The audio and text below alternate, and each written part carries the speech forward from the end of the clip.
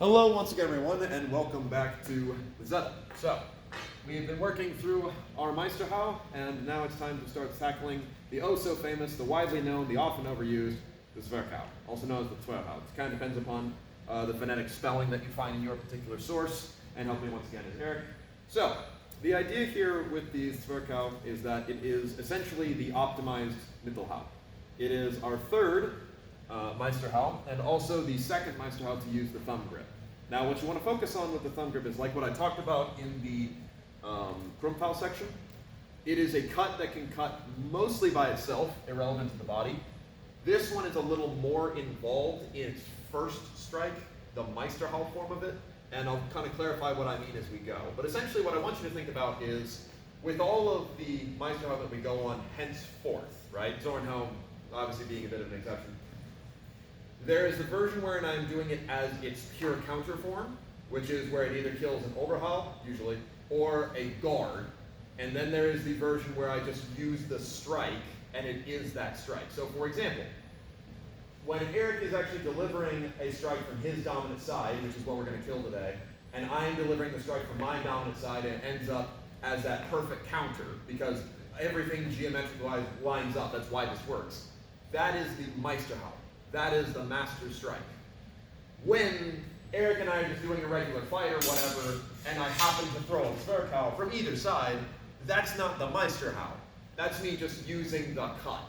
And that's the way I personally define it. That is not a historical thing necessarily, though it does appear. Sometimes you'll find, for example, in Lekukner, he'll describe the Trusshau, but then he'll say also Zwerchhau, and he just is describing the cut itself.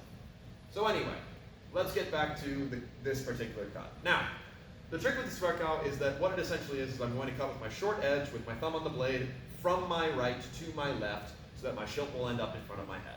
The way I achieve this, I load it up to the shoulder like with most all of our Meisterhau.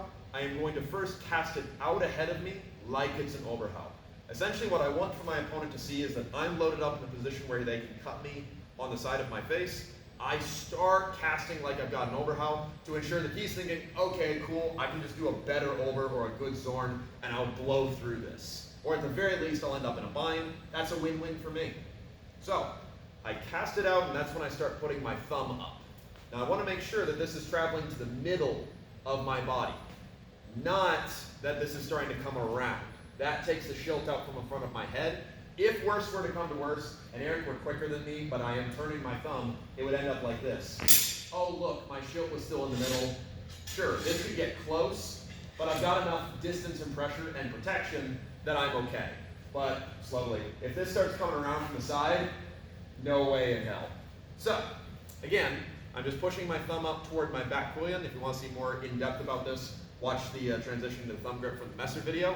But once I'm there, what's going to happen is the arm is going to continue extending out as though I were still cutting with the long edge. So as far as my right arm is concerned, minus my thumb, it's just doing this. When I have my thumb into it, it's just doing this. Now the left hand is going to start pulling, which ensures that my cut goes out, up, and I get that nice extension. The actual cut itself is relatively small. It only goes from about here to center line. Not all the way over here. I want to try and minimize the amount of lateral travel that this has, as that just leaves more space that he can muck with it. Now, just that motion by itself is pretty strong, and the way I recommend you practice this at first. You're also getting used to the cut coming from your right and ending up in a left ox. Well, really more of a left Langenort, because my arms are an extension. My left hand is the highest point, and my tip is about the level of my own eyes. Now the way to make this actually successful is now we start talking about the offline movement. Essentially what's going to happen is my sword and I are going to trade places. I'm going to step with my left like always, and then when I do my spring out, I'm going to end up all the way over here, which will be lined up with where my cut is coming from. My sword is still on the center line, but it doesn't have to be directly on the center line. I'm really more worried about my tip coming back to the middle. So from front perspective, I load up, cast, cut. And so I step beside that cut as it executes, which means that my tip will end up in center, and if anything tracks me, it's going to hit the schild before it hits the rest of my head. Really focus on the spring here to make it successful. So, that's the basic idea of how this Zwerch is cast. let's now talk about how we use it first in the Zettel. So for this, what's interesting is that most of the time when you see people practice this, and to be fair, this is a good way to practice it, you'll see people going out the shoulder each. This is good because it means that I can just strike Eric freely on the head, and there's nothing to worry about. But the way it's actually described is that he is up in proper Oberhut or Vantag, which is up there. You still strike the head, you just might go through the arms as you do so. For just striking Eric to start off with though, since he's not wearing arm guards, we'll have him go to the shoulder. So the idea here is my motion where Eric does not hold her. The time you want to use this is when someone is going to the guard or when they are about to cut you. The way you can tell that is by whether or not they're already standing and looking for it, in which case I give them an invitation, or alternatively, they're just coming back. So the way we've been drawing it is exactly this. We're both standing tip forward, out of distance. Eric is right foot forward, which means that when he passes backward and goes to the shoulder, he now has to fight that motion that's going backward to cut back at me. Again, this is not necessarily straight out of the Zettel. This is the time I like to use it. So if you're finding you're having trouble utilizing it, really I do recommend you give this a try. But when he comes back, I come forward, loading on that left foot, loading up at my shoulder so I'm ready to spring away. As soon as I see that opening, I'm going to go ahead and step out, cast my sword to the side, and get a nice strike into his temple as I spring away. For right now, Eric's not attacking back. We'll show this a couple times, this orientation, then we'll switch. So again, using that drill format, forward, out. And he just checks me by bringing his edge across to see whether or not he can touch me. One more time on this side. Now I'll point out, I am slightly pulling it because when you give this some real hoss with your left hand, it can come in with a lot of force, which is why I also want to emphasize something else about this. The Zwerch goes to a point and no further. We don't want our Zwerch to be like that. If you want to kill somebody, yeah, by all means. The problem with that is that's not very good for our training partners. What you want to focus on is I'm just pulling with that left hand and supporting that extension so it ends here. When I use that left hand, yeah, it gets a little more juice, and we'll hear that when I do the counter cut. But I'm not putting so much into it that it's always going to go through the head. That's just more than is necessary for what we do these days, and will just not lead to good longevity. So, let's switch roles. So, same drill. He steps back, I step up, nice cut, I'm well to the side. Make sure you're landing in a bit of a crouch. This will matter when we do our secondary and third actions. Okay, so now let's start talking about the over, and we'll stay in this orientation. So for this, we'll go ahead and have Eric go ahead and go up into guard. Though again, this could be he was at the shoulder, doesn't really matter. When I step up, this is giving him clear invitation to cut exactly where I would like him to cut. There's no reason for him to worry about wideness or anything along those lines. If I'm just trying to overback at him, we end up here, or especially since he's coming from above, he might be able to shear through that and hit me. This is good for Eric. So he's encouraged to cut nice 30 degrees down to my head in hopes that I will parry and we'll go into the scales, right? Maybe Eric knows Wallenstein, right? Either way though, when I see this, I don't change anything. I made this invitation knowing he was going to this guard to invite the over or invite him to do nothing. Either way works out real good for me. So again, I step up, everything still ends the same. Now, I was a little bit lax on my spring, so I didn't quite get him, but the whole point is, again, I'm cutting out to that point. My tip may end up in front of his face, may end up in his face, or preferred, I'll step deep enough that it'll end up in his head. What this should feel like is it should feel like my tip hits his head when his sword hits my guard. And from the defender's perspective, so Eric's perspective, that's about what this should feel like drill-wise. So we'll get a little bit better spring on this one and see if we can't get that. There it was. And you'll notice, again, my hands are nice and high. They have to be up here. If you're cutting like this is where this starts to get over and hit your hands if anyone's starting to extend their cuts. Higher it is, doesn't matter how up his cuts or bad his cuts are. I'm good. One more time on that, and then we'll switch sides and do it again.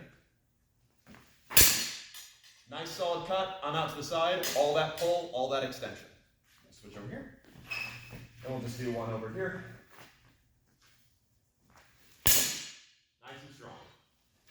Now, that's the basic Zwerchhau. He's cutting it over, I know he's cutting over, or he's going to Vantag, I know he's going to Vantag. My motion didn't change. I'm still coming up. Do you want to take this invitation? No? Cool. I was going to do that anyway, and I hit him.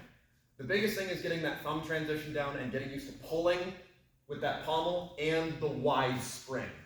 What you will encounter, especially when you're getting used to it, is over-rotation. With this, it's easy to mistake over-rotation as an okay thing, but it's not.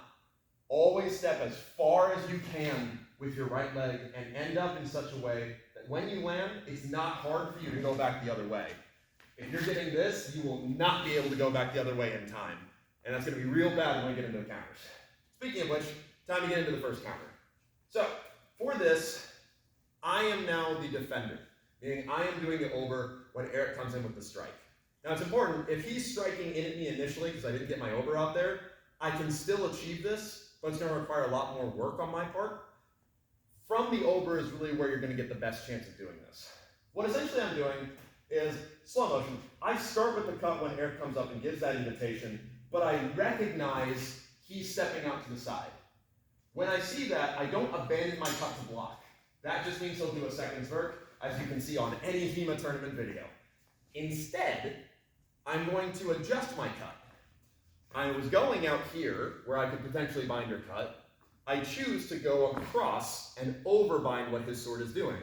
This is just a slight change of sinking my weight actively onto his sword. It's really not that hard to do, as long as you recognize your opponent is doing something you weren't wanting, and especially since we know the system, very easy to recognize his zwerch potential. It's not that difficult to recognize as long as you're not blind and throwing your cuts. So again, we'll do this at regular speed. I'm throwing my over, and I just bind upon it. Now let's talk about the bind itself. Ideally, what I like is to crumple air. Here, I'm still okay. I will have plenty of time to do my counters, but you'll get a couple different results. This is all right. This is dangerous. You don't want to be here because then his tip can still get around past you. So again, we're not going at his hands. We're going at the middle of the blade. We're not going at the end of the blade because then he rotates even faster. And furthermore, he can rotate on orthodox angles. Preferably, and we might get one tonight, you get a little bit of crumple factor because you caught it as it was still coming out during that transition.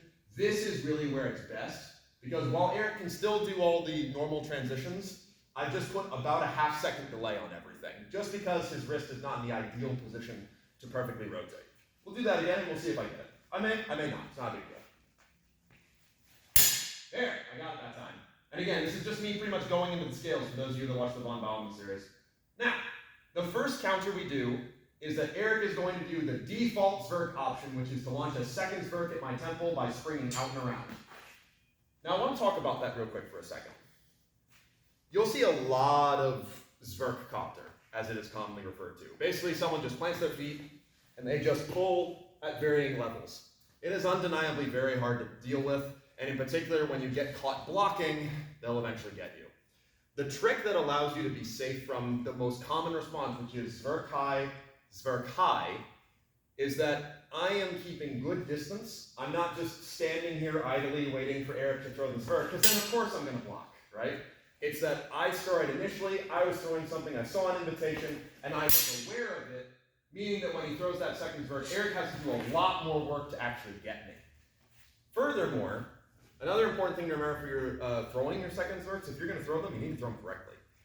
I don't want to be standing in front of him when I do this. I'll talk about the different footwork with it sometime in a later video, but I want to be springing all the way to the other peak of Eric. So I will do now two zwerchs. Eric, if you would just block these two for me.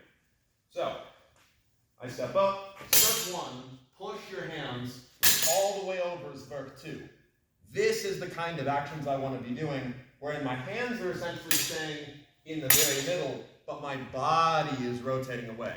Again, thumb grip cuts cut on their own. I can spend my time, like with the Krumpfau, focusing on being lined up behind that sword, and when we get to further actions, that's the binds I'm establishing to really mess with Eric, so I don't have to waste all this time doing all the cutty stuff. Anyway, though, back to what we're talking about. This is the kind of cut that Eric is doing. Meaning, when I bind on him here, so I'm doing the over, he's doing the zwerch, I know that he's got to travel all this way if he wants to take that upper peak. Knowing this, and getting a good bind on him, as soon as he leaves, I can feel it. And since I know where he's going, this is not particularly hard to deal with. We've only got two openings to worry about, really. What I'm going to do for my transition is I am going to move into the thumb grip, which, as you see, we both kind of almost mirror each other here. His sword comes back behind his head, mine goes into the middle. His sword's coming to my side, Mine goes out to the same side. It's really the same idea. My transition just being, I'm already here, thumb on, pommel up. And that will naturally cause it to stay in between us. To make myself a little safer, at the same time, I do a small simple step to counter his offline movement, and this leads to the Zwerch under the Zwerch. Now the reason that I'm safe here is because my arms are extended and uncrossed, Eric's arms are crossed, meaning that he does not reach as far, as long as I counter his motion, and very importantly, don't over-rotate. I will have a nice shield that no matter how hard Eric zwerchs, he's not touching me. So, let's see that, shall we? No problem. I'm nice and safe. It's not going to hit me. And also, important note, some people when they zwerch will just flat miss you. This is still a good shield. Now, the actual text describes a hit more into the neck, which as you see causes this slight rise. I personally like to target the temple a little bit more. It's just my personal preference because I like to clack the head as opposed to get stuck in the gear down here. As more often than not, you might hit this and they might still be zwerching regardless. So you may need to be ready to fold out of this and block an afterblow. That's my personal preference based upon gear stuff. But the actual text describes going into the neck for that reason of elevation. So one more time, medium-ish speed, and then we'll switch sides and I'll show it again. Nice and safe. Switch sides.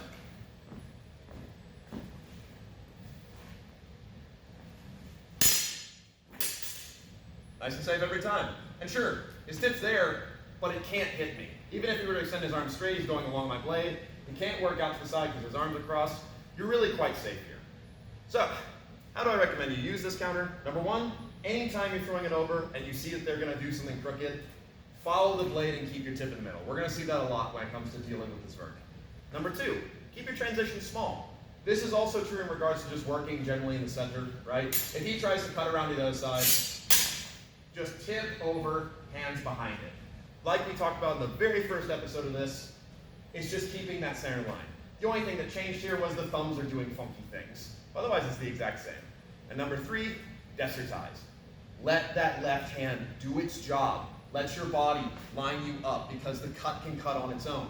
If you get focused on just doing this with the right hand, you're always going to be slow, you're always going to be out of position. And sure, sometimes you get the timing right, but when you don't, it's going to suck.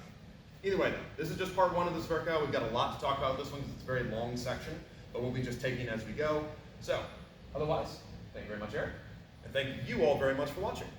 We'll go over some of the other Meisterhau another time.